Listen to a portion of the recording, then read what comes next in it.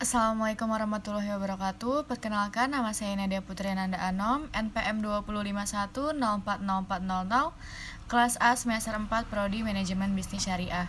Di sini saya ingin memenuhi tugas PPI dengan berceramah tentang Ziswaf. Yang terhormat kepada Bapak Isusanto selaku dosen pembimbing PPI dan teman-teman semuanya. Puji syukur kehadirat Allah Subhanahu wa Ta'ala atas nikmatnya yang luar biasa. Salawat dan salam untuk junjungan kita Nabi besar Nabi Muhammad Sallallahu Alaihi Wasallam.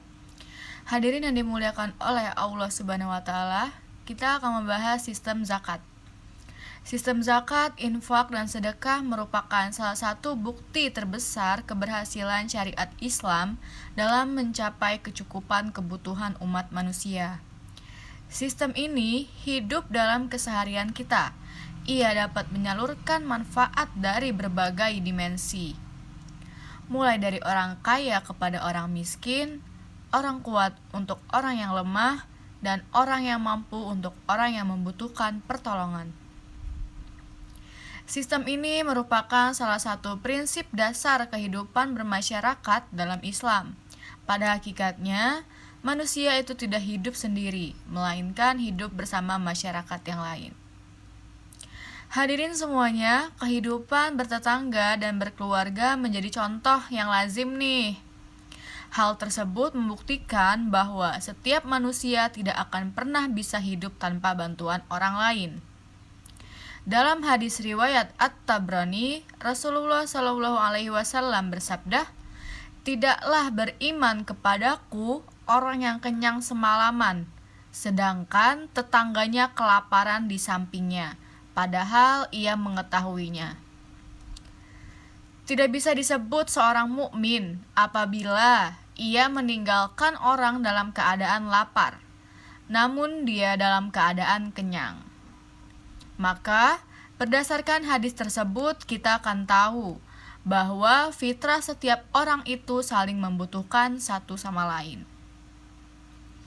Maka dari itu, Rasulullah Shallallahu Alaihi Wasallam menganjurkan kita untuk bersedekah dan berinfak kepada orang yang membutuhkan. Karena hakikatnya hal tersebut sudah menjadi tanggung jawab kita sebagai orang-orang yang sudah berkecukupan. Mulai dari yang terdekat. Banyak ayat-ayat Al-Quran dan hadis Nabi yang menganjurkan kita untuk berinfak. Ibda biman ta'alu, mulailah dari siapa yang bergantung kepadamu. Maksudnya, keutamaan infak ialah dimulai dengan menyalurkannya kepada orang-orang terdekat kita dan orang-orang yang berada dalam tanggungan dan jaminan kita. Seperti halnya ahli waris yang menerima harta warisan yang ditinggalkan, maka ia memiliki kewajiban untuk memenuhi kebutuhan keluarganya, baik dari anaknya, istrinya, bahkan orang tuanya sekalipun. Kita lihat di zaman Abu Bakar As-Siddiq, di mana pada zaman itu kehidupan mereka saling membayar zakat dan saling berinfak. Allah Subhanahu wa Ta'ala berfirman dalam Quran surat At-Taubah ayat 71, Bismillahirrahmanirrahim. Wal mu'minuna wal mu'minatu ba'dhuhum awliya'u ba'd. Ya'muruna bil ma'rufi wa yanhauna 'anil munkari wa yuqimuna sholata wa yu'tuna zakata wa yuti'una Allaha wa rasulahu. Ulaika sayarhamuhumullah. Innallaha azizun hakim. Shadaqallahul azim. Artinya, dan orang-orang yang beriman, laki-laki dan perempuan, sebagian mereka menjadi penolong bagi sebagian yang lain.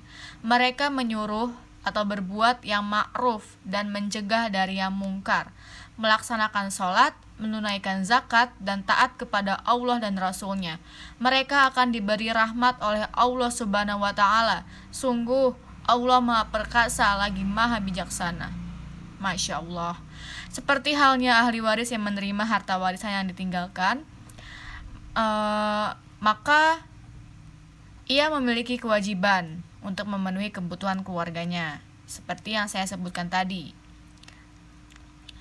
Abu Bakar sangat tegas dalam urusan zakat, sampai-sampai beliau ingin membunuh orang-orang yang tidak membayar zakat. Karena ketika Rasulullah SAW wafat, mereka berubah menjadi enggan untuk membayar zakat. Bahkan di antara mereka ada yang berkata, kami hanya ingin menjalankan sholat, tetapi kami tidak ingin untuk membayar zakat.